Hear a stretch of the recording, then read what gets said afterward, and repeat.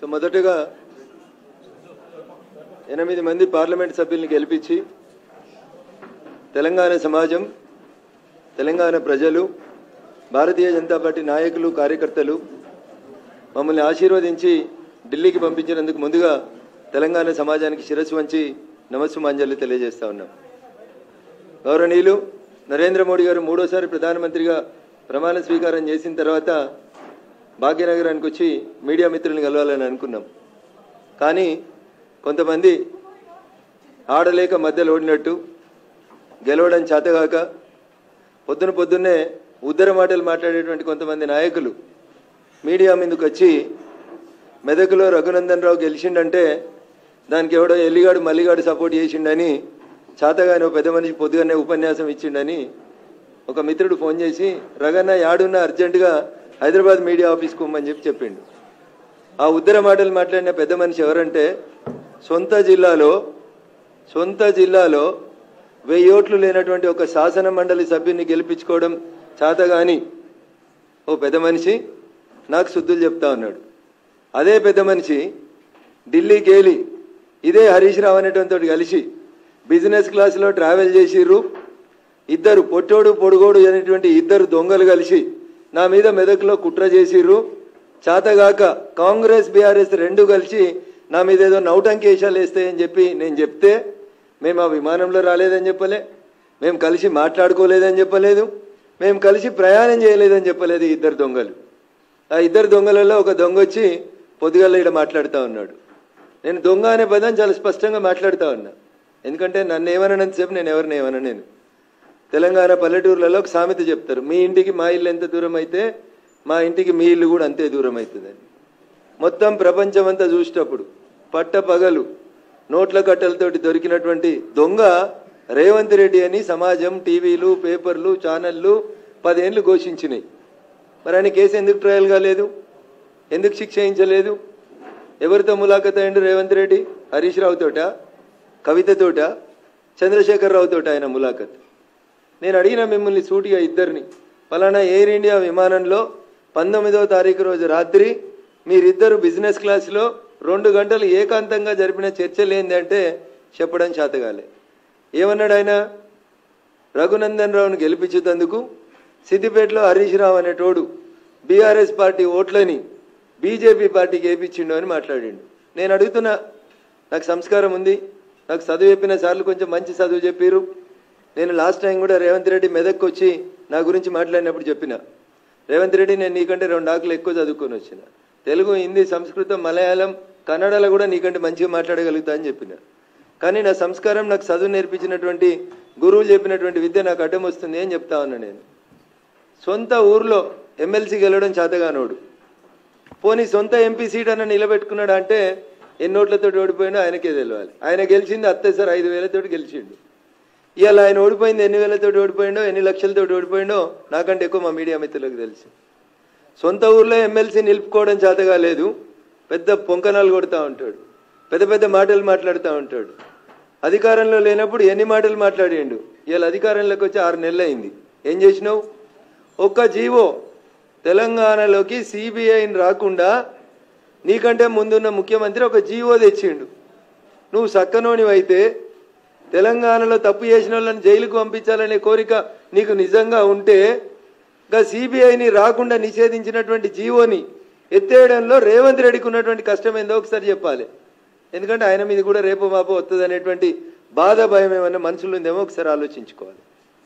నిజంగా 2013 మేలో బయటకు వచ్చిన తర్వాత టీఆర్ఎస్ పార్టీ నాయకత్వం మీద, చంద్రశేఖర్ రావు మీద, హరీష్ రావు మీద రఘునందన్ గత 10-12 ఏళ్ల నుంచి రాజీ లేని పోరాటం చేస్తుండనేది మా మెదక్ జిల్లాలో చిన్న పోరాన్ని అడిగినా కానీ చెప్తారు.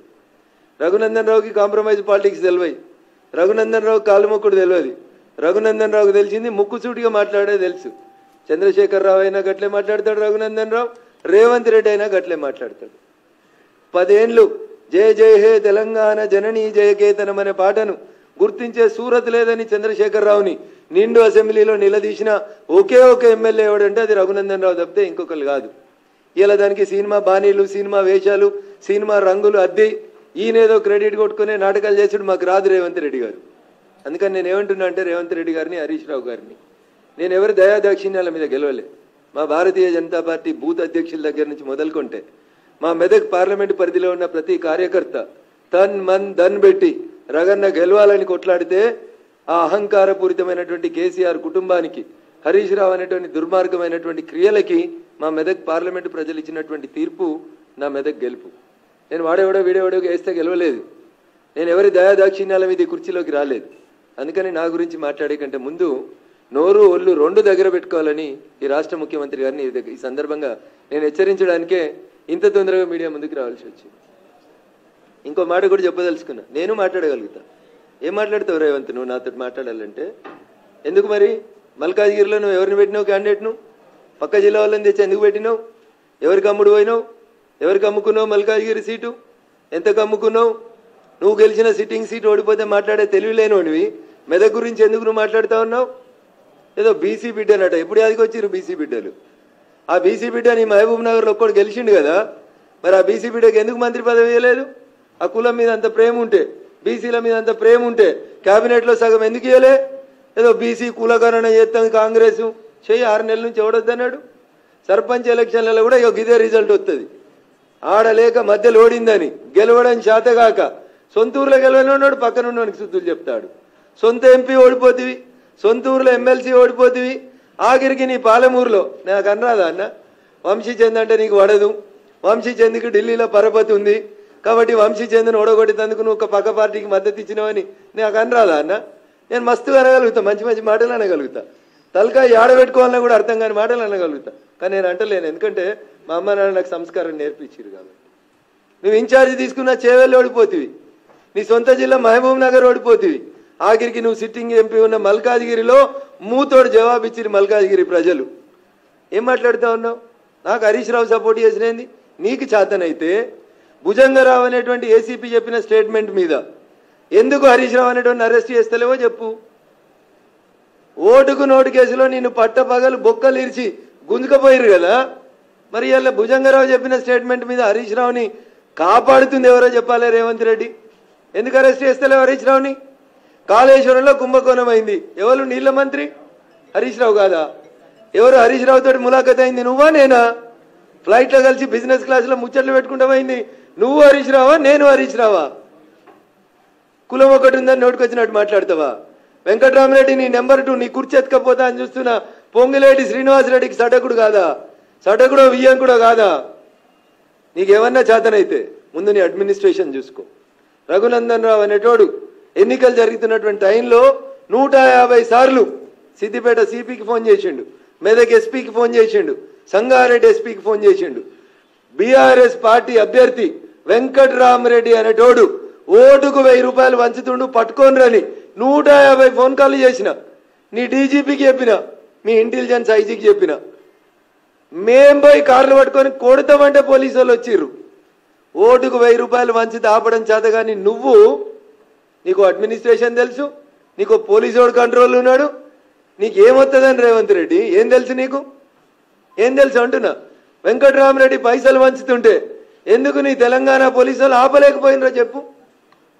నేను 20 ఎఫ్ఐఆర్లు చెప్పించిన, పోయి చేగుంటల ఫామ్ హౌస్లో 8 కోట్లు ఉన్నాయంటే నీ పోలీసు వాళ్ళు రాకపోతే మేం పోయి దాడి చేస్తామంటే అప్పుడు వచ్చింది నీ పోలీస్.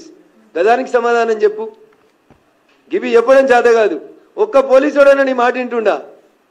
ఒక్క పోలీసోడు ఒకవేళ వింటే వెంకటరామరెడ్డి పైసలు వంచుతుంటే నువ్వు బీసీ బిడ్డ అయినటువంటి నీలమ్మదికి మా మెదక్ జిల్లాలో అన్యాయం ఎందుకు చేసినావు? టీఆర్ఎస్ వాడు బీఆర్ఎస్ వాడు 1000 రూపాయలు ఓటుకు వంచుతుంటే నీ సొంత పార్టీని గెలిపించుకోక వెంకటరామరెడ్డికి ఎందుకు సద్దులు మోసిండు నీ శ్రీనివాసరెడ్డి? పైసలు ఎట్లొచ్చినాయి మా మెదక్ జిల్లాకి? దగ్గర 200 కోట్లు ఖర్చు పెట్టారు మెదక్ పార్లమెంట్ మీద బీఆర్ఎస్ పార్టీ. 6 ఎమ్మెల్యేలు నిలుసోని పైసలు వంచిరు ఓటుకు 1000 రూపాయలు. ఏది నీ police? Where is mister DGP? ఏరి మా పోలీస్ కమిషనర్లు? తీసుకో నా టెలిఫోన్ కాల్ హిస్టరీ. ఒక్కొక్క ఎస్ఐకి ఎన్నిసార్లు చేసిన, ఒక్కొక్క సిఐకి ఎన్నిసార్లు చేసిన, ఒక్కొక్క సిపిని ఎన్నిసార్లు కాల్ చేసిన అడుగు. పిలువు, మీటింగ్ పెట్టి రేపు ప్రగతి భవన్లో వస్తా, సెక్రటరియట్కి పిలువు, సమీక్ష పెట్టి వస్తా. నా టెలిఫోన్ అఫీషియల్ నెంబర్ నుంచి నేను పోలీసు వాళ్ళని బతిలాడినా, బెదిరించిన, సార్ పైసలు వంచుతూ వచ్చి పట్టుకోమని చెప్పి. గది చేతగాలేదు నీకు, కానీ నువ్వు వచ్చి కథలు చెప్తా ఉన్నావు. రేపు వాళ్ళ ప్రియమిత్రుడు హరీష్ రావు గారిని సిద్దిపేటలో కూడా ఓడగొట్టేది భారతీయ జనతా పార్టీ కాబట్టి ఇప్పటి నుంచే ఏదో ఒక రకంగా హరీష్ని కాపాడుతందుకు శుద్ధులేస్తా ఉన్నాడు. లేకపోతే ఎందుకు పట్టుకుంటలేవు? కేసీఆర్ని ఎందుకు పట్టుకుంటలేవు? రాధాకిషన్ రావు చెప్పిండు కదా, క్రిస్టల్ క్లియర్గా చెప్పిండు కదా, నేను పోయి నీకు చేత కాకపోతే, నీ పోలీసు వాళ్ళకి తెలవకపోతే రఘునందన్ అనే నేను వకీల్గా చెప్తున్నా, నా 30 సంవత్సరాల ప్రాక్టీస్లో చెప్తున్నా అని డీజీపీకి డీసీపీ రాధాకిషన్ రావు స్టేట్మెంట్ చదివి వినిపించిన, కాపీ ఇచ్చిన, ఏసీపీ భుజంగరావు స్టేట్మెంట్ చదివి వినిపించిన, అండర్లైన్ చేసి చెప్పిన ఎక్కడ వాళ్ళు చెప్పిన అనేటువంటి విషయం. అదే రకంగా సిఐ సాయి కిరణ్ ఏం చెప్పిండో చెప్పిన, వెంకటరామరెడ్డికి వ్యతిరేకంగా ఇన్ని సాక్ష్యాధారాలను తీసుకొచ్చి నేను ఎన్నికలకు 10 రోజుల ముందు మీ డీజీ గారికి ఇస్తే ఎందుకు అరెస్ట్ చేయలే వెంకటరామరెడ్డిని? అచ్చా, పొంగులేటి శ్రీనివాసరెడ్డికి వియ్యంకుడని అరెస్ట్ చేయలేదా? లేకపోతే గెలిచినాక వెంకటరామరెడ్డి గారు, హరీష్ గారు, మిగతా మా మెదక్ జిల్లాలో ఉన్న బీఆర్ఎస్ ఎమ్మెల్యేలు అందరూ కలిసి మీ పార్టీలకు వస్తారని చెప్పి ఏమన్నా ఫ్లైట్లో ఒప్పందం చేసుకురా రేవంత్ రెడ్డి గారు? నాకైతే గంతే అనిపిస్తుంది. అందుకనే మీరు ఆ రకంగా పనిచేసిరేమో అని నేను అనుకుంటా ఉన్నా. అందుకని రేవంత్ రెడ్డి గారు మెదక్ పార్లమెంట్ గురించి కానీ రఘునందన్ గురించి కానీ మాట్లాడేటప్పుడు ఒక్క అక్షరం, ఒక ఏళ్ళు నాదికి చూపిస్తే మిస్టర్ రేవంత్ రెడ్డి 4 ఏళ్ళు నేను చూపెడతాయి. రఘునందన్ రావు జై తెలంగాణ అన్నోడు, రఘునందన్ రావు రోడ్లు ఎక్కినోడు, రఘునందన్ రావు పోలీసులతోటి కలబడ్డోడు, కుస్తీ పట్టినోడు, ఆఖరికి ప్రతి చౌరస్తాలో ఈట్కా జవాబ్ పత్తర్ సే దేంగే అని చెప్పి వచ్చినాడు రఘునందన్. కాబట్టి నీలాంటి వాళ్ళకి ఎవడు భయపడ్డాడు కాదు. రఘునందన్ గురించి మాట్లాడాలంటే బాగా దగ్గర పెట్టుకో, ఒళ్ళు దగ్గర పెట్టుకొని మాట్లాడుకో. నేను చెప్పిన దాంట్లో ఏమైనా తప్పు ఉందని నువ్వు చెప్తే నేను నిరూపించేందుకు సిద్ధంగా ఉన్నా. అరే 1200 ఓట్లలో పొంకనాలు కొట్టినావు, ఇంకా ఎమ్మెల్సీ మేనేజ్ చేసుకోవడం చేతగాలే. మాది నైతిక విజయం అంటాడు నీ మంత్రి ఒక ఆయన వచ్చి. ఓడిపోయినానికి నైతిక విజయం ఏముంటుంది? రాజకీయాల్లో జో జీతా ఓయి సికందర్, ఓడిపోయినోడు శుద్ధులు చెప్పుడేంది? ఏం చెప్తా ఉన్నారు మీరు ముచ్చట్లు? అందుకని మీరు ఒకసారి దయచేసి ఆలోచించుండ్రి, అర్థం చేసుకోండి ప్రజలారా. రేవంత్ రెడ్డి అనేట ఆయన నాకు చెప్పరాదా? మరి మహబూబాబాద్లో ఎట్లా గెలిచిరు మీరు? బీఆర్ఎస్ ఎంపీ లేదా మహబూబాబాద్లో? సిట్టింగ్ ఎంపీ ఎవరు? మహబూబాబాద్లో బీఆర్ఎస్ సిట్టింగ్ ఎంపీని ఓడగొట్టుకొని, మీ మాలోతి కవిత గారిని ఓడగొట్టుకొని కేసీఆర్ గారు, హరీష్ రావు గారు మీకు ఓట్లు వేయించిరా? బలరాం నాయక్ గారిని గెలిపించిరా? ఖమ్మంలో మీ పొంగులేటి శ్రీనివాసరెడ్డి వియ్యంకుని గెలిపించేందుకు ఈ పని చేసిరా? ఎవరిని నామా నాగేశ్వరరావుని బలి చేసి బీఆర్ఎస్ వాళ్ళంతా కాంగ్రెస్ కోట్లు వేసిరా? నేను మాట్లాడగలుగుతాను కదా, చాలా ఉన్నాయి కదా సాక్ష్యాలు, ఆధారాలు. 8 చోట్ల నువ్వు గెలిచినావు కదా, ఆ 8 చోట్లలో బీఆర్ఎస్ ఓట్ షిఫ్ట్ నీకు అయిందా? అదేనా హరీష్ రావుకి నీకు మధ్యలో ఉన్నటువంటి అగ్రిమెంటు? చంద్రశేఖరరావు అనేటువంటి బొందబెట్టి బీఆర్ఎస్ పార్టీని హస్తగతం చేసుకున్నందుకు, బీఆర్ఎస్కి 0 సీట్లు వచ్చేందుకు ప్రయత్నం చేస్తా అని అల్లుంతోటి నువ్వేమైనా అగ్రిమెంట్ చేసుకున్నావా రేవంత్ రెడ్డి? అందుకని రఘునందన్ గురించి మాట్లాడే కంటే ముందు, రఘునందన్ నోట్లో నోరు పెట్టే కంటే ముందు ఒళ్ళు దగ్గర పెట్టుకోమని చెప్పి అది ఎవరికైనా ఈ సందర్భంగా నేను చాలా స్పష్టంగా తెలియజేయదలుచుకున్నా. నేను చాలా స్ట్రైట్ ఫార్వర్డ్గా ఉంటా, ఉన్నది ఉన్నట్టే మాట్లాడతా, నిజాలే మాట్లాడతా. హరీష్ రావు అనేటోడు నాకు ఒక్క ఓటు వేపిస్తే, హరీష్ రావు అనేటోడు నాకు ఒక్క ఓటు వేపిస్తే నువ్వే కదా ప్రభుత్వంలో ఉన్నావు, నువ్వే కదా ప్రభుత్వంలో ఉన్నావు రేవంత్ రెడ్డి. పిలువు, ఏ గుడికి పిలుస్తావా, ఏ బడికి పిలుస్తావా? భాగ్యలక్ష్మి అమ్మవారి కాడికి వచ్చి ఏడిచినావు కదా కళ్ళకి వెళ్ళి నీరు రంగా, మా రాజేంద్రన్న మీద ఏదో సొల్లు ముచ్చట్లు చెప్పి. మళ్ళీ పోదాం హరీష్ని కూడా తోలుకొనిరా, నీ దోస్తే కదా. నేను కూడా వస్తా, నేను ప్రమాణం చేస్తా, బీఆర్ఎస్ తోటి గీత గీసి నిలబడి కొట్లాడినా అని చెప్పి నేను ప్రమాణం చేస్తా. పొంగులేటి శ్రీనివాసరెడ్డి చెప్తేనే వెంకటరామరెడ్డి పైసలు వంచినమని మా మెదక్ పోలీసు వాళ్ళు చెప్తారా చెప్పారా? నువ్వు వచ్చి భాగ్యలక్ష్మి టెంపుల్ కాడికి వచ్చి ప్రమాణం చేయి, నీకు నిజాయితీ ఉంటే. నాకు తెలిసి నీకు అది ఉందని నేను అనుకోను, కానీ నేను మాట్లాడితే కొంచెం బాగుండదు కాబట్టి కొద్దిగా సంస్కారవంతంగా మాట్లాడాలని మా పార్టీ, మా అమ్మా నాన్న, మా టీచర్లు చెప్పారు కాబట్టి గౌరవ ముఖ్యమంత్రి గారికి చాలా మర్యాదగా నా గురించి కానీ మా పార్టీ గురించి కానీ మాట్లాడేటప్పుడు కొంచెం బాగా ఒళ్ళు దగ్గర పెట్టుకొని మంచిగా మాట్లాడమని, భవిష్యత్తు మంచిగా ఉంటుందని చెప్తా ఉన్నాం. కాదు కూడదని ఎట్లా పడితే అట్లా మాట్లాడితే జరగాల్సిందేందో తప్పకుండా జరుగుతుంది. ఇంకా చాలా చెప్పొచ్చు. గాలి అనిల్ కుమార్ని తీసుకుపోయాడేనో జైరాబాద్లో పోటీ చేయించారు. ఎందుకు? సురేష్ షెట్కర్ని గెలిపించేందుకు బీఆర్ఎస్ పార్టీ అమ్ముడు పోయిందా జైరాబాద్లో? మా బీబీ పాటిల్ గారిని తట్టుకోవడం చేతగాక గాలి అనిల్కు డిపాజిట్ రాలే. 10 ఏళ్ళు బీఆర్ఎస్ ఎంపీ జైరాబాద్లో ఉంటే ఆ బీఆర్ఎస్ పార్టీకి ఇలా డిపాజిట్ రాలే. సురేష్ షెట్కర్ తోటి రేవంత్ రెడ్డి, హరీష్ రావు ములాఖత్ అయి బీబీ పాటిల్ గారిని ఓడగొట్టేందుకు ఆడ పక్క నియోజకవర్గం గాలి అనిల్ని పెట్టిరని చెప్పి నాకు చెప్పడానికి రాదా? అంతెందుకు, నీలం మధుని బల్లిక బక్రా అని చేసింది హరీష్ రావు కాదా? నీలం మధు ఎవరి శిష్యుడు మెదక్ జిల్లాలో? హరీష్ రావు శిష్యుడు కాదా? రోజు హరీష్ రావు వెనకాల తిరిగినోడు కాదా? నీలం మధును బలి చేసింది రేవంత్ రెడ్డి, హరీష్లు ఇద్దరు బదులుకొని పాపం ఆయన పైసలన్నీ ఖరాబు చేపించి ఆయనంతా ఇబ్బంది పెట్టింది ఎవరు? అందుకని ఒకసారి ఆలోచించాలి. నిజంగా నీకు చిత్తశుద్ధి ఉంటే ఎన్నికలు అయిపోయినాయి కదా, జూన్ 30వ తారీఖు దాకా నీకు ఇంకా 25 రోజులు టైం ఇస్తున్న ముఖ్యమంత్రి గారు. ఈ 25 రోజులల్లో నాకు తెలిసి నువ్వు తెలంగాణ ఉద్యమం చేయలేదు, నీకు ఆ పౌరుషం లేదు, ఆ రోషన్ లేదు, ఆ పదాలకు అర్థం కూడా తెలుసని నేను అనుకుంటలేను. ఒకవేళ ఉంటే ఎందుకంటే జయ జయ హే తెలంగాణ జననీ జయ కేతనం అనే పాటని నేను తెలంగాణ అధికారిక గీతంగా ప్రకటించిన అని చెప్పిన తెలంగాణ రోషం పౌరుషం నీలో ఉంటే డీసీపీ రాధాకిషన్ రావు ఇచ్చిన స్టేట్మెంట్ మీద ఈ 25 రోజులలో చంద్రశేఖరరావుని అరెస్ట్ చేసి నీ తెలంగాణ పౌరుషాన్ని చూపించు. ఏసీపీ భుజంగరావు ఇచ్చిన స్టేట్మెంట్ మీద హరీష్ రావు అనేట ఆయన తీసుకొచ్చి బొక్కలేసి నీకు చాదనైతుంది, నీ లోపల తెలంగాణ రక్తం ఉందని చెప్పు. లేకపోతే ఏముందో తెలంగాణ సమాజం నిర్ణయించుకుంటాం. Thank you.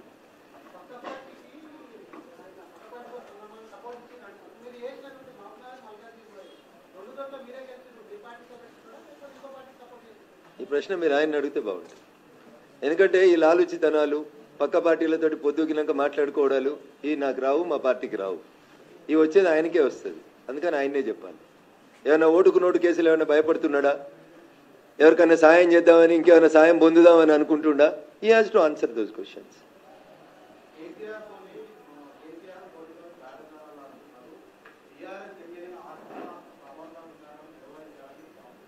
ఇప్పుడు బీఆర్ఎస్ అనే పార్టీకి ఎంపీలు 0, బీఆర్ఎస్ అనే పార్టీకి లోక్సభలో ప్రాతినిధ్యం లేదు.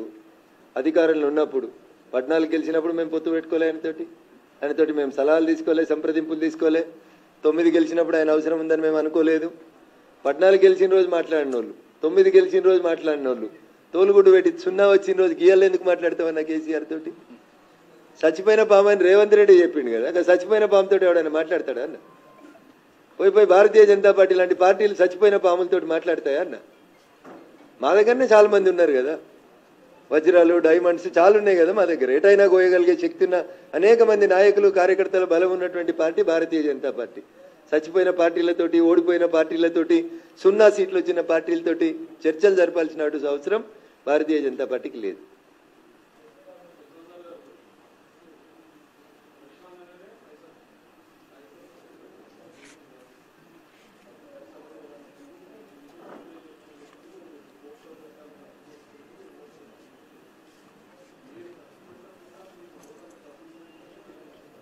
నేను భాగ్యలక్ష్మి గుడికి ఇట్లే తడిబట్టలు 2 బకెట్ల నీళ్ళు తీసుకురానా, నెత్తి మీదకి వెళ్ళి పోసుకొని ఇట్లే గుడికి వస్తా. మీ లోపల ఎవరికైనా నిజాయితీ ఉందంటే, రఘునందన్ రావు నికార్స్ అయినోడు అవునా కాదా తెలుసుకుందాం అనుకుంటే ఇప్పుడు పోదాం భాగ్యలక్ష్మి గుడికి. నల్లా ఏడుందో చూసి ఇప్పనా ఇట్లే తడిగుడ్డలతోటి ₹1 ఎవడికి వంచకుండా, ఒక్క ఓటర్కి ₹1 ఇవ్వకుండా రఘునందన్ మెదక్ ఎంపీ గెలిచి వచ్చినాను ఇప్పుడు ప్రమాణం చేస్తా. ఈడికెళ్ళి వచ్చేస్తా. రేపు పొద్దుగాల ఇంటికి పోయి మావిడనో పంతులను అడిగి రాను. ఇప్పుడు వస్తా, ఇట్లా వస్తా. ఇక్కడ బాత్రూమ్ ఉంటుంది అలా 2 బకెట్ల నీళ్ళు తీసుకొని రా, తడిగుడ్డలతో వచ్చి ప్రమాణం చేస్తా. Thank you.